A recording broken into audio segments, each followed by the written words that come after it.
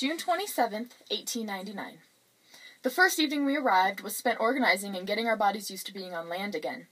The next day was the most savage working day of my life. We were in such a big hurry to feed our fever that all of the ladies worked in one large tent, while JJ and Ryan served drinks out of another tent. 3 partners engaged in the act with no privacy. It truly heightened the randiness in the air. The men's venereal appetite was already potent after being on the ship for 12 days. The dozen or so working chippies on the ship couldn't satisfy the hundreds of men on board. It's one thing to hear what's happening in the room next to you, but quite another thing to see human lust at its peak.